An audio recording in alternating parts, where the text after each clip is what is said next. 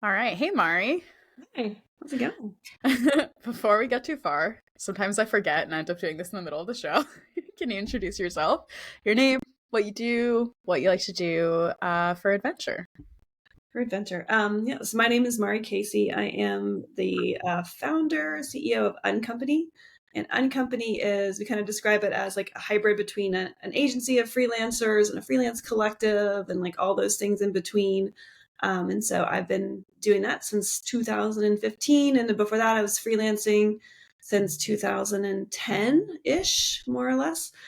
So all things freelance, creative, marketing, content, all that stuff, chasing the people, chasing the clients, like we all do.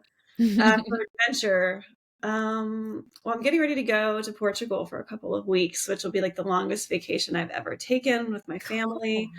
I'm Wow. super excited. I like to travel, and now my kids are a little bit older, more semi-solid. We have the ability to do that, so we're going to go start traveling and doing that kind of stuff. So I just like to be outside as much as possible, especially when the weather's nice and not too hot. It's not too hot yet, and it's not cold anymore, so I get to enjoy being outside. Yeah, that is so exciting. I want to like dive right into that because so so many freelancers struggle with taking vacation and, small business owners in general. It's really hard to step away, especially even like 2 weeks seems like a long time to take off, even if, I'm like 6 years in and I still struggle to take 2 weeks in a Mhm. row off. Yeah. How are you preparing for that? And like, have you taken vacations in the past? You just said this is like the longest vacation you've ever taken, but Mhm. like, what does that feel like for you and how are you preparing for it?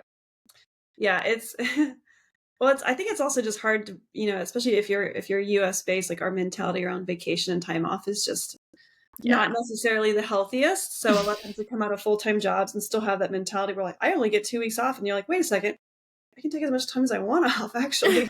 But it takes a long time to flip that switch a little bit. Yeah. When I first started freelancing, and a lot of times when you're starting out, you're doing a lot of hours for dollars. And so it does feel really hard to kind of get off that treadmill because once this treadmill stops, then the money stops. So I think the first thing you need to really do is think about, baking those vacation times into your like overall revenue plan for the year and saying, if I'm going to take off 4 weeks a year at this point, this point, this point, or whatever, then what do I need to make to cover those weeks of not working? Mm. And of course it always happens towards like you're slow, you're slow, like, I'm taking time off, and then you get a big contract. Like that never doesn't happen.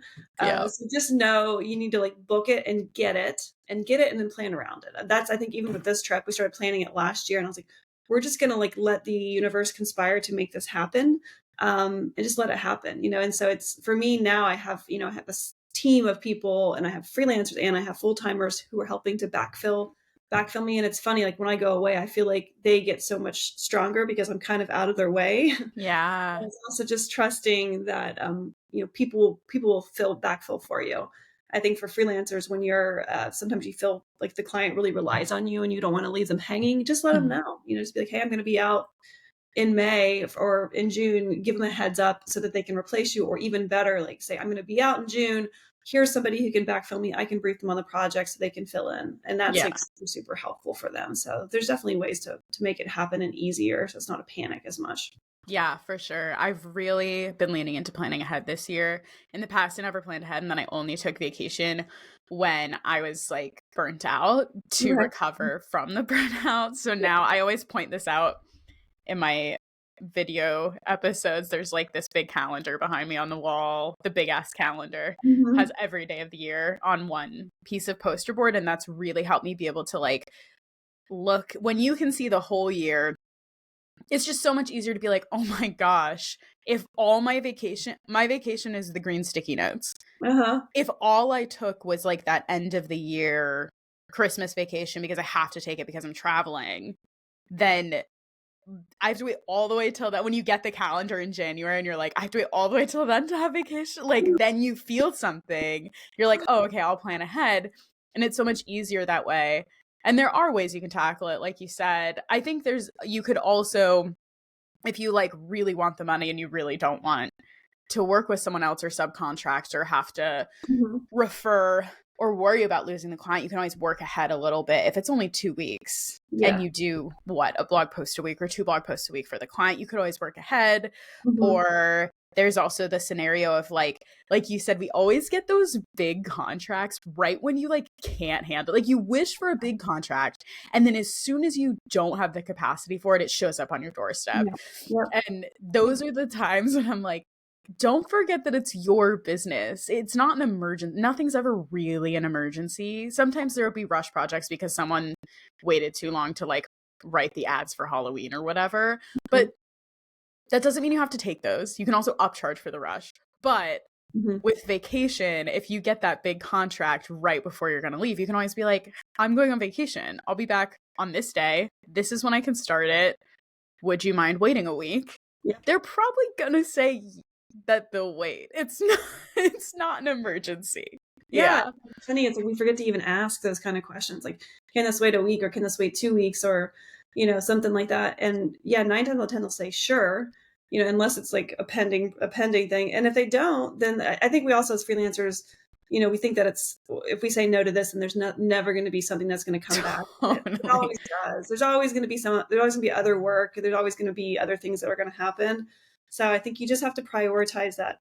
You have to prioritize vacation and time off, and make it important in your schedule, you know, and then let them know that it's important in your schedule. And I think that people respect that. And if they don't, you don't want to work with them anyway. So yeah, I totally agree with that. That's such a hard sentiment to get into. The like, if they don't respect me, I don't want to work with them anyway.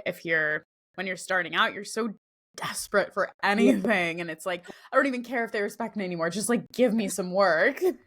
But you do care if they respect you, and the ability to say no gets easier the longer you're in it, because you have more opportunities coming your way because you've built that business and that momentum and the ability to say no to things. And I think it comes from like switching your mindset from being like a real gig to gig mindset, and looking at it less like, what am I making this month? And we're like, what am I making this year? And am I hitting those milestones? Yes, I am. Okay, I can turn this down because I'm still tracking, you know. And I think the hard thing, you take a vacation either when you're dead, you know, you've been slammed and so you're exhausted, which is a hard place to take a vacation from, or you take a vacation when you're slow and then you're afraid to enjoy it because you're like, I don't have enough money to enjoy this vacation. So, but being able to take a vacation from a place of knowledge and saying, this whole year, I wanted to average this per month, and I'm ahead of that, or I'm on track with that. So taking this vacation is completely realistic. Then you can do it, enjoy it, and turn off. But I think it's like, you know, when you first start out, you're thinking like you're basically hunt and eat. And once you get past that and you start thinking more like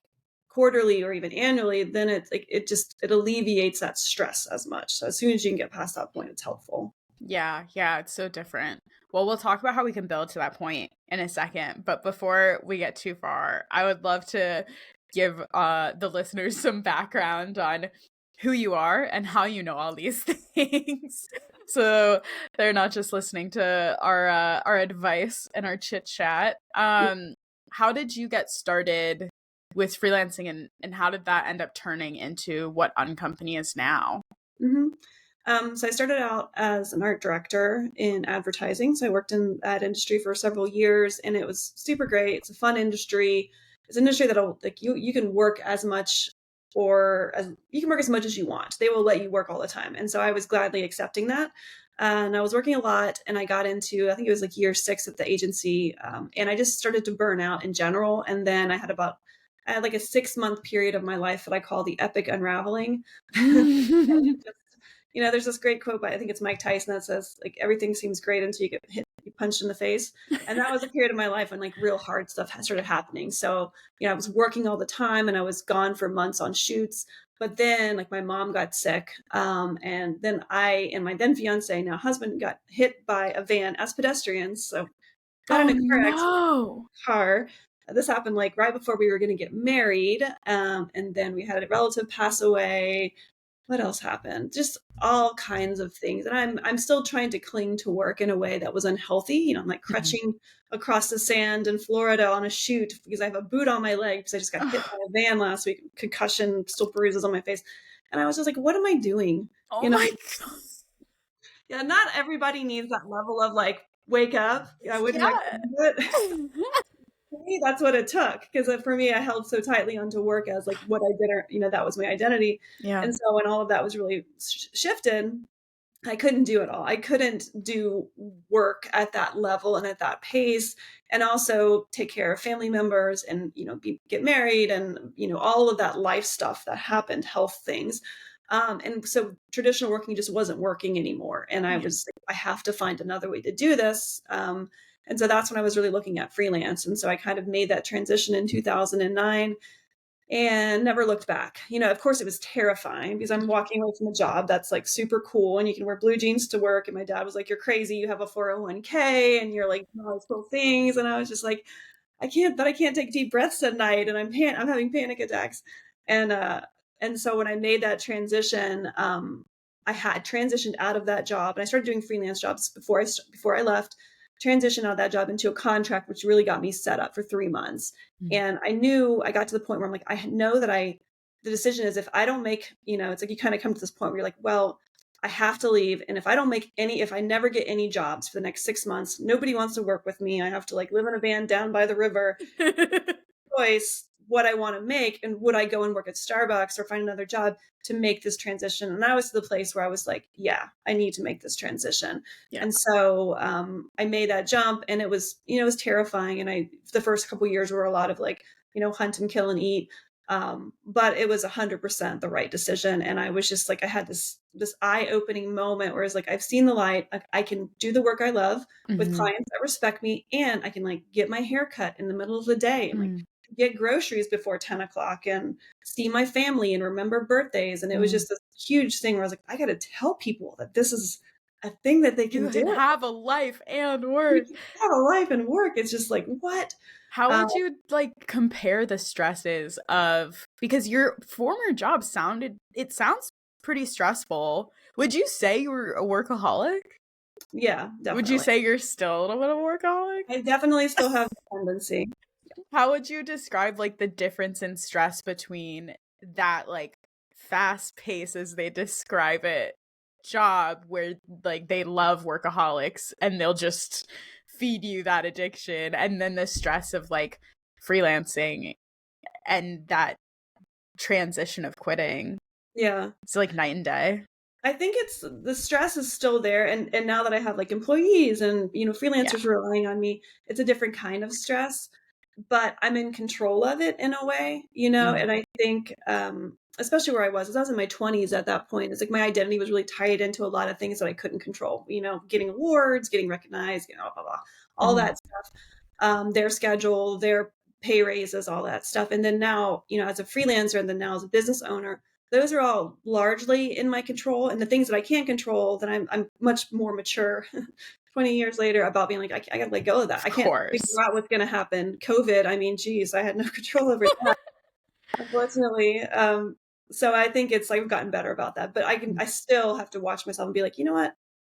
Take a day off and just chill out. Why don't you be done at 2 today? Because I can definitely like be like, what can I do now? What can I do now? What can I do now? Yeah. So that's like there.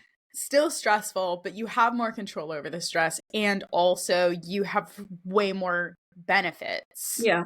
In the way that you want to live your life than you did at your job. Yeah. And I think that stress a lot of times comes, and this is where I tell people, I'm like, you need to do a stress audit. I'm doing this with my 11-year-old daughter right now, where she's upset. She's not, for certain reasons. And I was like, it's control the controllables is one of my big things. And a lot of times stress is happening in your life because you're trying to control things that are outside of your hula hoop. Yeah. Like you have to think about what levers can I pull, what levers can I control, and what levers are not in my hands to control. And as soon as you can like work on getting past trying to control those things, the less stress you'll have, because it's usually you're like, I'm stressed because this person's not giving me recognition, or I'm not making enough money, or whatever. And it's like, what can you control? And then what do you have to let go of? And that's like, you got to constantly remind yourself, I'm like, I can't control the weather. It's going to rain on our birthday party. Well, that's a bummer, but we got to change, things forward. I can control moving it inside. Cool. Now I'm not stressed anymore. Wow. Yeah, no, that's a great way to think about it. Do you have do you do that on paper, or do you just sort of verbally do it together? So right now, well, with my daughter, for instance, we're kind of going through like, what are the things that you can control? I can control my attitude. I can control how I respond to things. I can't control what they say. Okay, cool.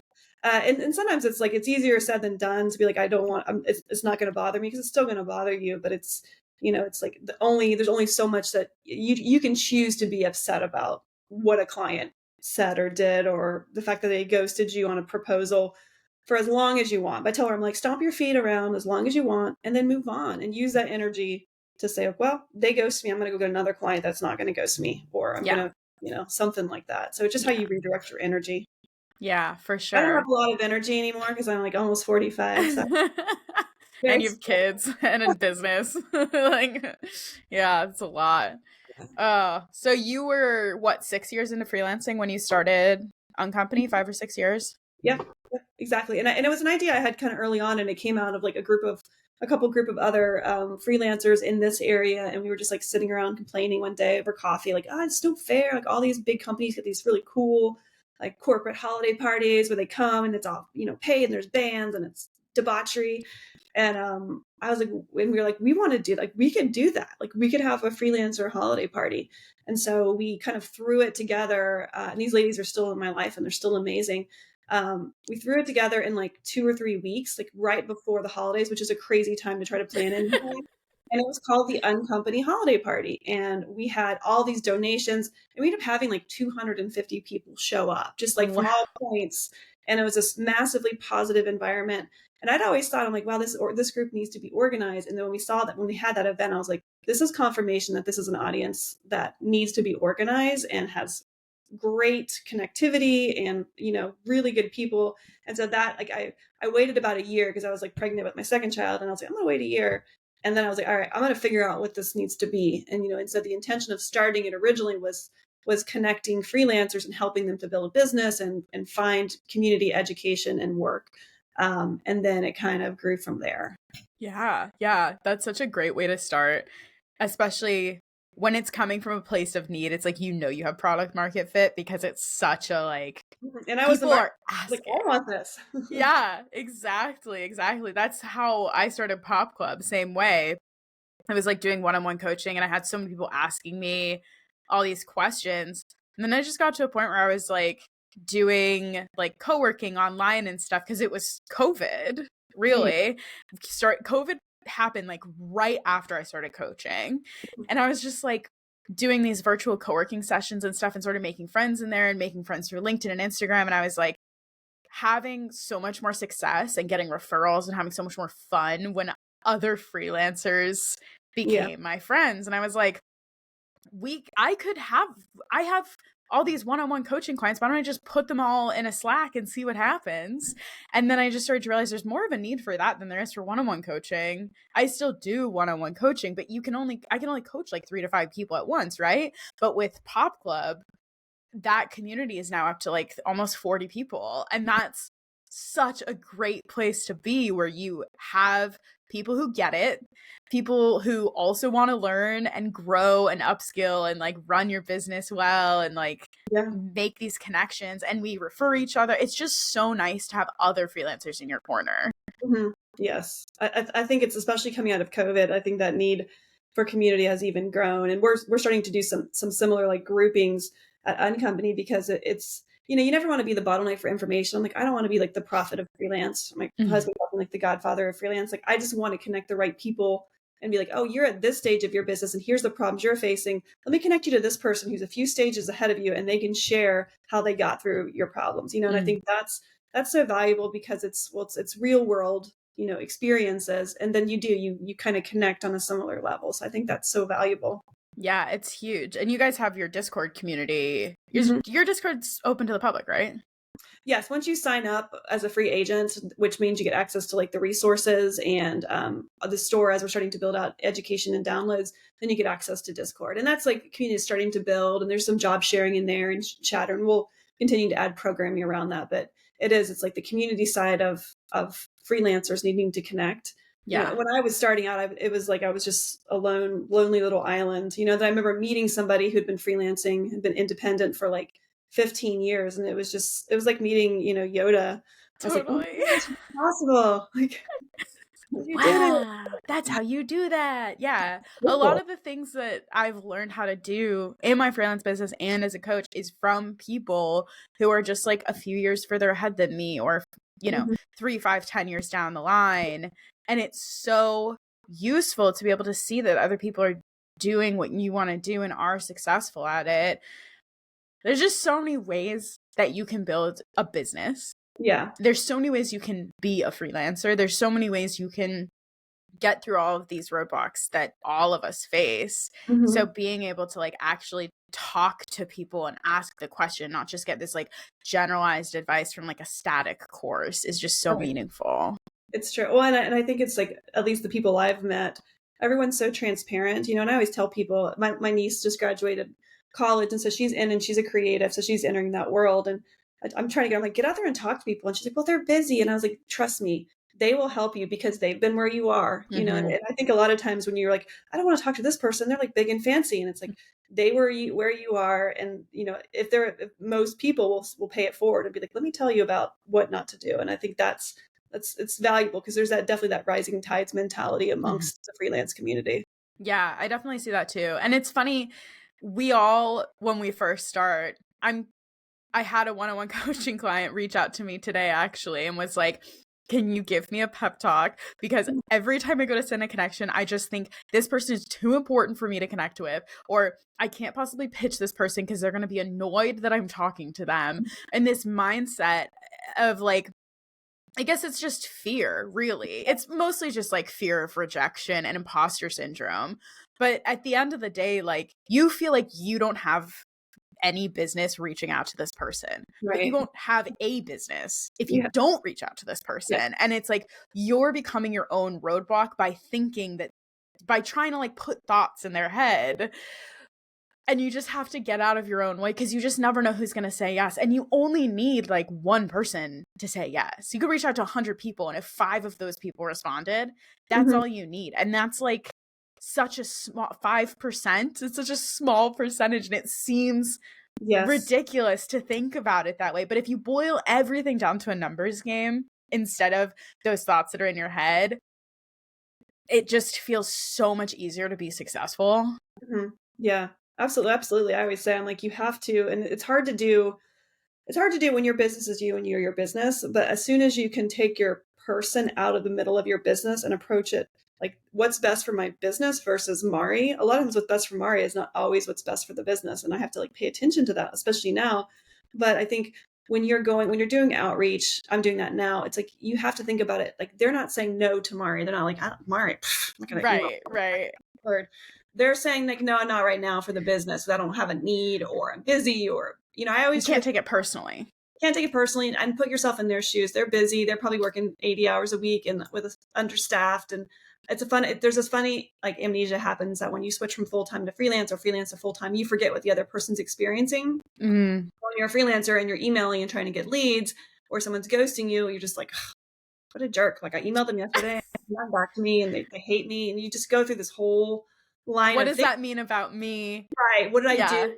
Like how, whatever. And you go so many different ways. Meanwhile, this person just got slammed with a last minute fire drill assignment, and they're just Mhm. panicking and drowning. They haven't gotten to your email, not because they don't want to respond, but because they've been up all night. Yeah. And so you forget those things. So like that's where the level of empathy is really important. And it'll go a long way if you can kind of like switch hats and be like, oh, I'm sure you're super busy. Please let me know if I can help you or if you want to get back to me later. And that's like, Yeah. it can go a long way. Yeah. Whenever I do email cold pitches, because you have those extra characters, unlike on LinkedIn sometimes when you get character limits, but I get a lot of clients on LinkedIn. But if I Mhm. do those email cold pitches, at the bottom of all my emails, right before the signature is like, totally understand if you don't have time right now. You can literally just copy and paste the sentence. I don't need help right now, but please don't forget about me. And reply with that one sentence, and I'll make sure to follow up with you. And Mhm. then I've gotten that like copy and pasted reply Right. from Yeah, so many cold pitches I've sent. I And feel that. yeah, you got to like give people an easy way. You have to make it as easy as possible for people to work with you. I do that all the time, Yeah. 100%. Yeah, Yeah. yes. It's so You helpful. literally need to walk up to them with a scope of work and be like, I already filled this out for you. And I put your name in, just check, and then here you go. And they can, you can do it with your toe. Like, make it Yeah. fun.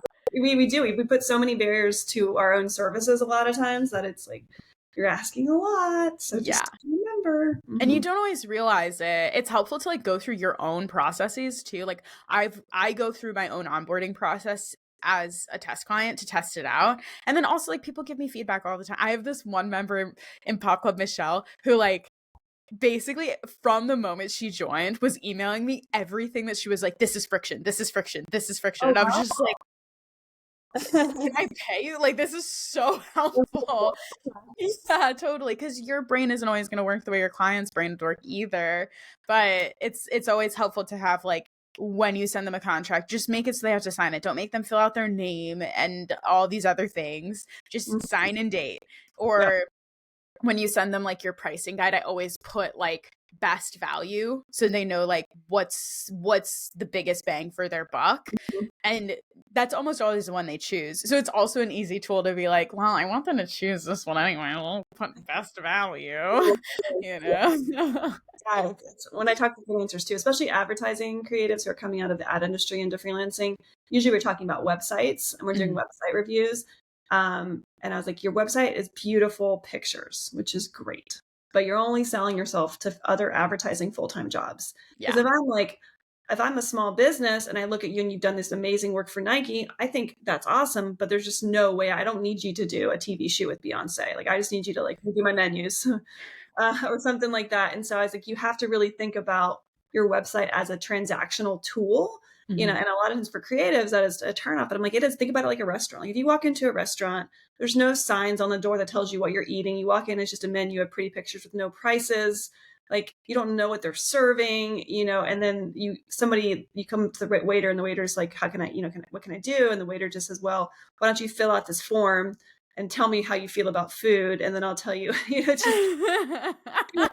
right. So I was like, you have to think about it as, here's what I do. Here's how I do it. Here's who I do it for. Here's more or less a pricing guide or something which is helpful. And then like add to cart and get going. And I was like, if you can, you know, one of the things we say at Uncompany, kind of our litmus is like, is this reducing friction for freelance, for our clients and for our freelancers? And the more that you can take those friction points away, the more clients you'll have and the more repeat clients you'll have. And that's super, super valuable. Yeah, that's such a great way to think about it. And you can literally use the menu template. Like there are menu templates. If you have a Squarespace website, you can use the restaurant menus for your freelancers. I've used that to like format freelance services before. I'm not going to lie about it. The pricing guide I have is like, it was a menu when I took like a menu template and then I just adjusted until I got to the point where it was helpful. But yeah, that's such a good way to think about it. Like think about the best experience you've ever had buying something and then what was good about it and how can you replicate that? That's a good idea. Yeah. It's hard to think about like the sales of it all because most freelancers, especially as like an independent, a solopreneur, everybody cringes when they think about selling themselves. Almost no one wants to sell themselves. There are very few people in this world that are like, I can sell myself, I'm happy about it. And I say that in a man's voice because generally it's men. So it's like, how can you make this so that you're not actually selling yourself? You're just making it as easy as possible to work with you. Exactly. Yeah. And I tell people too, because it's a lot of times it's women. They're like, I don't know, maybe I'm 20 an hour, 30. You know, and I was like, first of all, you should know all your numbers. So it's not a personal thing. It's like, this is how much I need to make. This is how much I want to make. This is what I should make. Here's what it costs. Yeah. But if you put some of your pricing and it can even be a guideline on your website, then people are going to self-select out of that too, or do a form that has like a minimum budget. Like you don't want to take on projects that are going to be under 500. Cool. Then make that the barrier for entry. So that way you're not chasing down projects and clients and going through that process when they're not viable leads. You know, it's like always put some kind of a lead qualification on your site, you know, and automation, basic automation, like here's a form, here's some of the basic qualifications. Once they fill it out, it automatically sends them a follow-up to book a time with you. So you haven't had to do anything to qualify that lead and then have them jump through the first hoop, which is to book a time. Yeah. And it's a simple, beautiful, easy thing that anybody can do. Type form, any of those Google forms will have those automatic email follow-ups. And it's like, it's magical. But I was like, the more people can do that, then it's like, as much as I'd love to spend time on the phone, wasting my time talking to people who I'm never going to work with. I probably do. I like to talk to pretty much everybody, but yeah, sometimes it's that desperation that sort of whispers in the back of your ear. Like well, you could take this project. You Mm-hmm. need money. Yeah. But then if you look at your spreadsheet, like I have a rates calculator that I share with all of our freelancers. It's a spreadsheet. It has 4 tabs. It's your personal budget. Like what, it's not even, I don't like to call it a budget. I like to call it what you spend. I used a spending tracker for a whole year and it was eye-opening. But you can literally just go through like your credit card and bank statements and just calculate over the course of like 3 months, you have an average what you spend on everything personally in your life, so that you know that total is going to get covered. Then you have your business expenses and your debt. Everybody forgets to factor in their monthly debt payments to their rates because they're like, oh, but that's different. That's separate. That's my responsibility, whatever. But it's your responsibility. But the only way you can pay that is if you're making the money you need to pay. So you have to factor it in. So I always factor in debt. And then it auto tabulates to a 4th tab that is the rates calculator. And at the end of it all, you'll see like, okay, you put in how many hours per week you want to work, billable hours. Don't forget that you have to like, do admin work, like invoicing and getting clients and all of that. At the end of that, what is that rate? Minimum, that's what you have to make. Minimum, that's what you have to charge. So like, you can't just like take on a project for $25 an hour if you need to be making $50 an hour to survive. It doesn't make any sense. It's easy, no. And that's I think the hard thing too is a lot of people will determine their rate based off what other people are doing, which is one way. It's like it all needs to come from how much you need to make. Like what is your number? What's your budget? What's your personal budget? What's your business budget? And then what are those expenses? Your retirement, your vacation savings? All those things have to come into play. So that way it's a non-emotional decision when you're negotiating. It's like, well, this is what I need to make. If I take this $25 project on for the next 3 months, then now I'm in the hole. You know, and it's easier to say no. It's like, well, no, I can't because that doesn't make sense. Yeah, totally. You have to think like a business, not like yourself. It's funny. A lot of us, actually, this isn't really funny, but it's interesting how many of us have had difficult relationships with money, especially, I mean, it depends on how you were raised, how you grew up.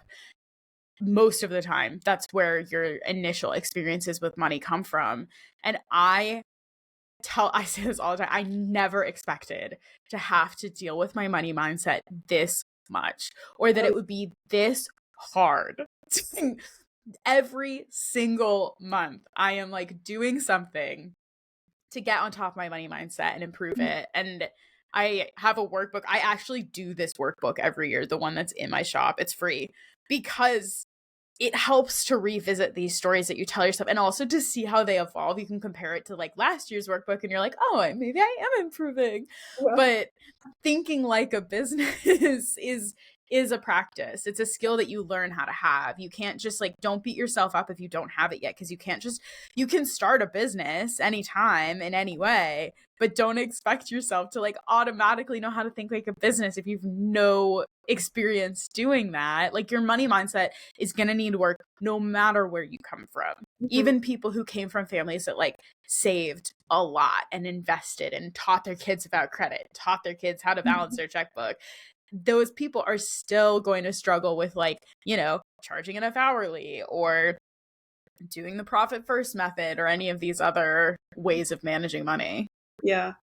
It's the money. We're talking about that right now with our content, and it's like money mindset and just money in general. Because I mean, I grew up, I'm an art and English major, and I grew up in a small town in West Virginia with very hardworking parents that were just like, you just save your money forever and then you die, and that's it. Like just you don't spend it. You just and you buy one pair. Like my dad like literally probably wore one pair of jeans for like the last 25 years. And it's totally. And I think that there's a level. There's a great book. I always talk about it because it's one of the ones I always tell people to read. It's called "I Will Teach You to Be Rich." It's by Ramit Sethi. Who's I listen to his podcast. Yeah, I love his podcast. He's so great. Good. He talks so much about the psychology around money, and it's as business owners, it should take a pretty good priority as you kind of get set up, because it can really hold you back from growing your business. And we see this a lot with freelancers around year 3 or 4, where they kind of get to that place where they've been, hunting and killing and eating for so long, and then they're like exhausted and they're not making enough money to really move things forward, and they don't know how to grow past that point. And a lot of times it's based on how they're pricing, what their client base is and what they're doing. But most of the time, if you back out why they're doing those things, it's because they don't feel worthy enough to charge more. They're in a small environment. They're afraid of firing current clients or going after big ones, imposter syndrome, all those things. They feel, I hear like, I feel bad because a lot of times it's with people who are nonprofit focused. Mm-hmm.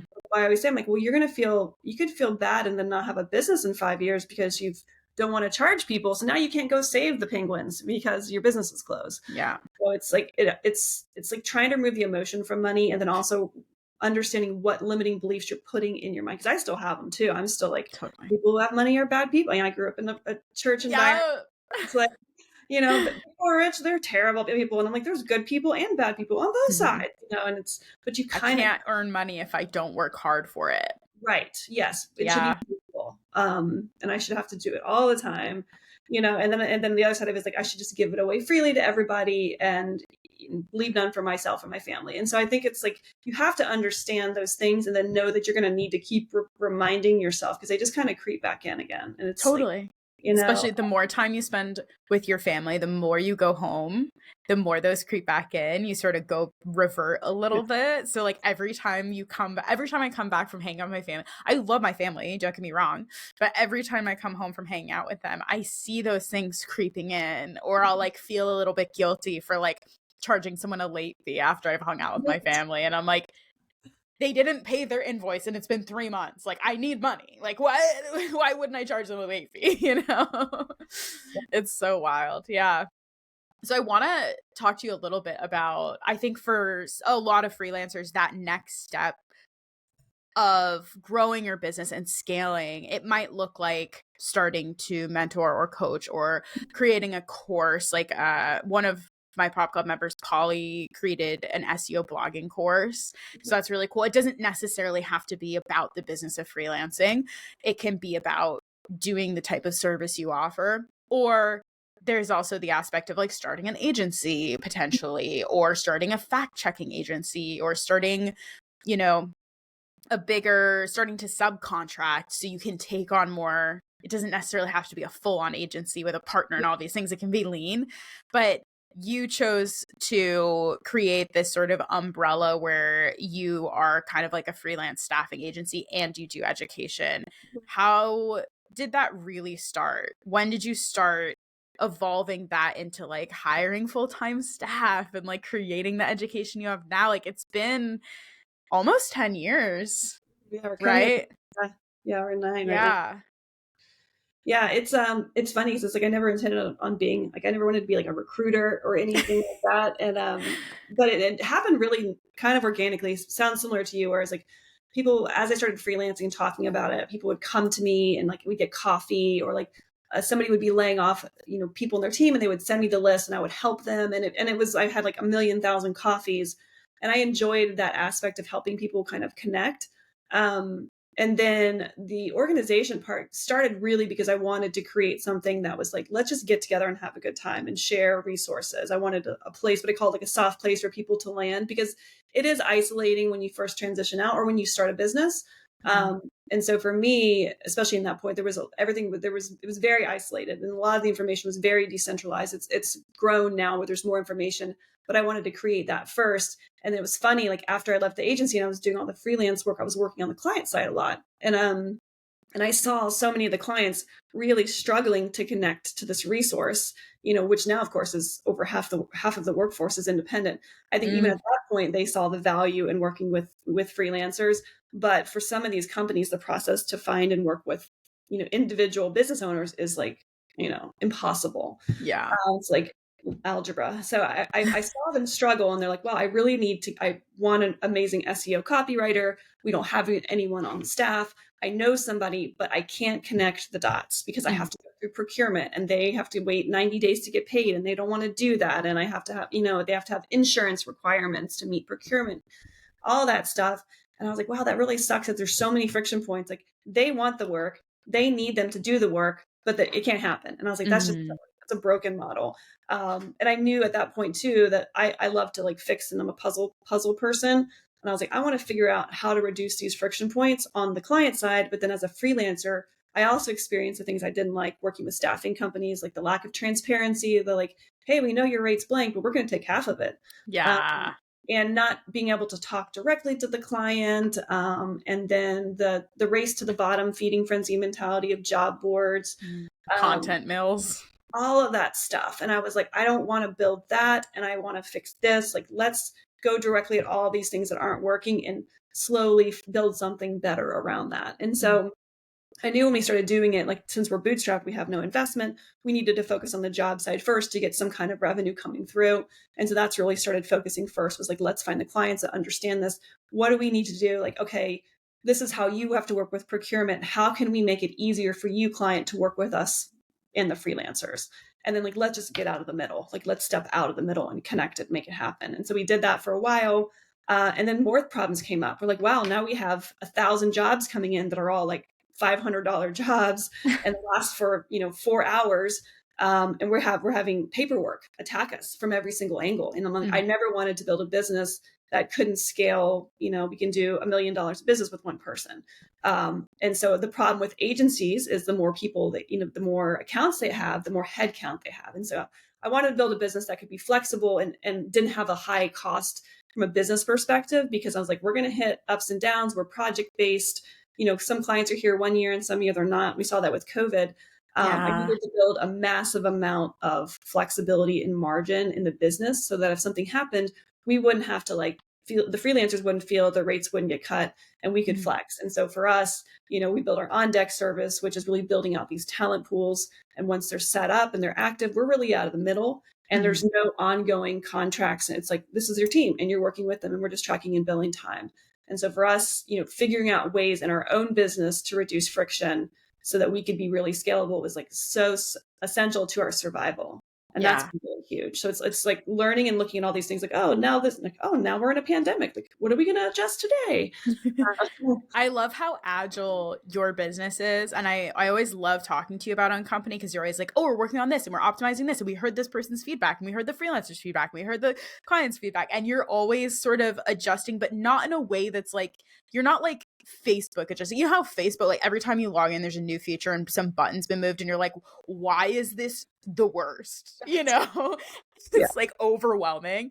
You guys are like genuinely, it's like very simple, these changes you're making, and they're noticeably easier every time. And it's so cool to see that, because I feel like a lot of us get really, really stuck in like, this is how I've been doing it. This is how I have to do it. This is how I should be doing it. This is how so-and-so's doing it. This is how I was taught to do it, versus like, what's working, what's not, how can I just fix it? Like, it's your business. You can do it however you want, as long as it's complying with the law, basically, right? It's kind of a fun exercise to look at something and be like, oh, everybody's doing this. What if we didn't do it that way and we did it this way? And I think when we were starting to face up against enterprise clients that had massive procurement, had insurance requirements, and they're like, the problem, and we were talking to them, interviewing them, and they were like, well, the problem with freelancers is like, they all need to have $1 million of this insurance and $3 million of this insurance, and they need to meet net 60 or 90 payment, and they don't want to do it. And I was like, well, of course they don't. But I was like, but could we do that for them and let it run through us, and we manage the liability and we manage that process, and then that way you can work with them really quickly. And so it's like thinking about like, what if, it's like taking and flipping it on its head and being like, well, what if we did it this way instead of this way? What's the pros and the cons on that? Yeah. How that adjust? And then on the freelancer side, it's cool to see your, like, to be inside your portal. I guess I did not say this yet on the podcast. We know this.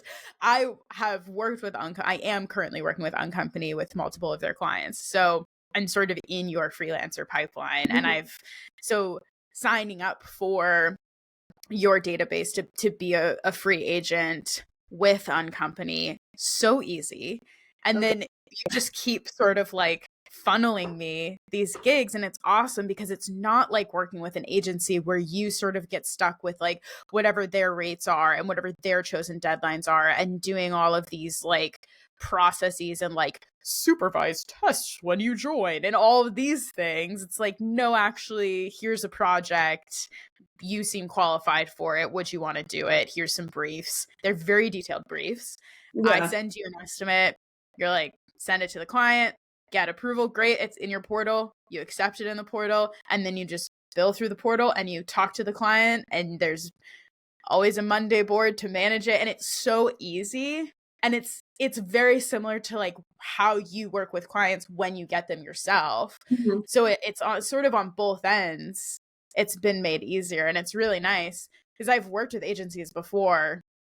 And when you guys first reached out to me, I was like, I don't work with agencies. Right. You guys aren't really, you're not the agency where it's like you're doing the content production and the management and you're writing the briefs and all of this stuff. You're literally just the bridge. You're just connecting us with the client and giving us a way to build them. And it's so nice. It's so much easier.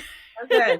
Well, that's good feedback. And it's again, like when we first started out, I found myself falling into being the creative director for stuff. And I was like, nope, I don't want to do that, because it's also, it limits you. It's like, our business is limited by what we can manage and do. And I'm not the expert in product development, nor do I want to be in those conversations trying to negotiate product development projects. It's like, good Lord. But I would love to find the right product developer to connect to this client. And then they can have those conversations about all the crazy coding languages that I don't understand.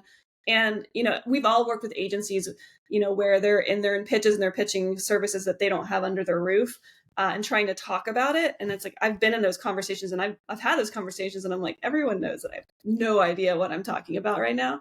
And so I'd much rather just connect to the right parties and make it as easy as possible for them to work together. And for us, it's like, whenever we talk to our freelancers who are coming in, it's like, we're not a platform. We don't fall in that bucket. We struggled a lot in the beginning with like, you guys aren't going to be scalable because you're too bespoke and you're too relationship focused. And we were very okay early on being like, we're going to stay small. We're never going to be like, we have 10 million freelancers on our platform. Because to me, it's much more about having people who are connecting, and then knowing that we're able to get them work. That's why we're divided into two separate pools and trying to manage expectations. Because it's the work is better, the relationship is stronger with the freelancer and client, and so there's more frequency of ongoing work. And I think, as from your experience, it's like the hardest thing is starting a new client, and then you get you're like working with them for 6 months, and then you never hear from them again. Start over. So it's like the more consistent client relationships you can maintain, the less stress you have just in your business. So that to me is like, that's one key difference with us. And we've seen it a lot across the board with other freelance groups, is this kind of niching down into these smaller relationships. There's always going to be the Upworks, but there's more of these smaller collectives of groups. And we now we have about 5 in our collaborating network of other marketplaces that respect their freelancers, pay them fairly, pay them on time, and same with the clients. And so the way that we grow is like, oh, you guys need an AI development, or you need product development. Let's partner you with this group, or Right Arm, or Indie List in Ireland, or, Flexing It in India, or MPM in Latam. And it's much smarter because we can grow that way without having to be like, now we need to know 10 million people. Yeah, totally. Yeah, that's really nice. I feel like there's this push to scale, grow forever as, businesses in the United States, especially. But I actually just started this book called Company of One. Have you read that? Yeah. And I was just like, I never thought about it that way, because I just always felt this push to like partner with somebody and start an agency. I am so good at client acquisition. That's like the one thing I'm good at. It's not that I'm not good at writing, and it's not that I don't like writing, but like I love getting clients and I'm good at it. So I was like, well, I should just start an agency, because I have this abundance of clients and I'm constantly referring them out to people, because I can't keep up with the demand I have, because I'm too paranoid to stop pitching.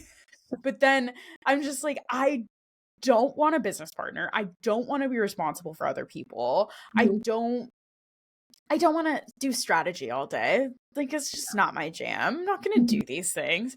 And that's when it's really nice to know people like you, so I can like send you these people who are looking for freelancers, or I can post in my community and just say, hey, there's an opportunity. Do you want to be referred? Instead of having to scale and have a business partner and get business insurance and become this whole big incorporated thing. And it's kind of cool to see as well that you can become sort of that lean 3, 5, 10 person company and still, make partnerships with other conglomerates. And it doesn't have to be, you don't have to turn into Upwork. You don't have to turn into Fiverr. There's all these other stages in between being an individual freelancer or a lean agency and Upwork and Fiverr. But I feel like they're not as known, right? And of course they're not, because they're not as big and they're not spending money on being known. Yeah, it is. It's like you have to kind of know what you want. And for me, that's always been a struggle because I'm just an overachiever type person. And I'm like, oh, state and, vice president of this club. And I've always been that way. And so even when I entered in working, I'm like, all right, how am I going to crush this and take over the world with everything I do? I just, and so I still struggle back and forth with like, what could this become? And, when there's this idea, it's called drowning with opportunity. But you can also have so much opportunity that you can't really enjoy the life that you're actively in. And I'm like, would I rather have a business that's scalable to my level and I'm enjoying it and it's a lifestyle and I can pick my kids up at 3 and I can go to Portugal for 3 weeks? Or would I rather work myself so hard building a business that's as big as it could possibly be? Because I think it could be bigger, but then not really be able to enjoy the life that I've allowed myself to. And I think you always have to keep that in check and realize, what are you building for? Are you building a business that you really want to work with and work in, or are you building a business for somebody else based on what they think that you could do? And that's like important to keep in check, because you could work yourself into the ground just as easily as a freelancer as you are a full-timer. For sure. And that's kind of the benefit too of not doing funding. Like you're bootstrapped, and that means that you have control. I don't want another boss. Yeah, no, it's totally. That's been a conversation, especially in the last couple of years with the market being really hard, is like taking on funding. And I think there's opportunities and there's reasons to take it on for sure. But you have to really know what business you're in. We're not a high growth business, and we never will be. And I don't think I want to be. So we're just not a good fit for that type of funding. And having the flexibility and, again, growing up how I grew up, like no debt, no credit cards, buy your car in cash, bury your money in the backyard. Bury money in the backyard. I worked as a bank teller for 2 years. That's a fun fact. So I have a lot of bank telling stories. But that's just not my mindset. And it's not the mindset of a lot of people we work with to take that level of risk, because I've seen it with agencies when they have a lot of debt or they have a lot of that stuff. You have to make exceptions, because you're like, I got to keep the lights on. So I guess we got to take that client that's terrible because they're going to pay us and it's no fun and everyone's miserable. And I would much rather choose to run lean and happy than worry about that other stress of having other people, pulling those levers for me. Yeah. I totally feel that. I'm the same. I will stay as small as possible for as long as possible. Yeah. Oh, man. Well, this was so cool to talk to you, Maari. It's such a different path, I think, than a lot of people end up taking after they start freelancing. And it's cool to get that perspective, and also the perspective because so many freelancers and you've seen so many of them grow up.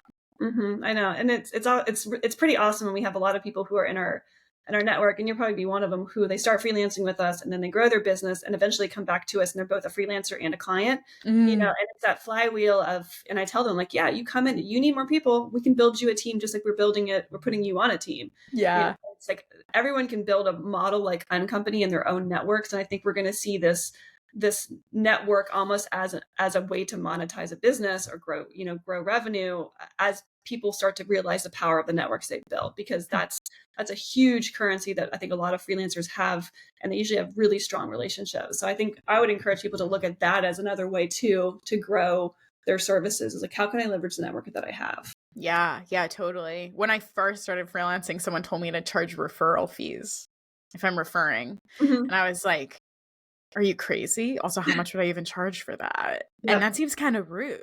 And then the more I've gotten into it, I'm like, I've referred probably 17 gigs this year already. Awesome. I could have made like $1,700 if I just charged $100 per referral, Just think about how much Google charges for that kind of stuff. Yeah. And you're way better than Google, so. Hondo P. Thanks for the compliment. Oh, man. All right. Well, it was so good to talk to you, Maari. Where can people find you online, and how can they partner with Uncompany? Yeah. You can go to our website, which is weareuncompany.com. So all one, weareuncompany.com. And freelancers can sign up there as free agents. We just moved our whole site over to Kajabi, so we're building out our store more there, which would be super exciting. But you can definitely sign up there. Clients can sign up there and get started on projects. And then I'm on LinkedIn a lot. So I'm pretty active on LinkedIn. That's another good place to find me.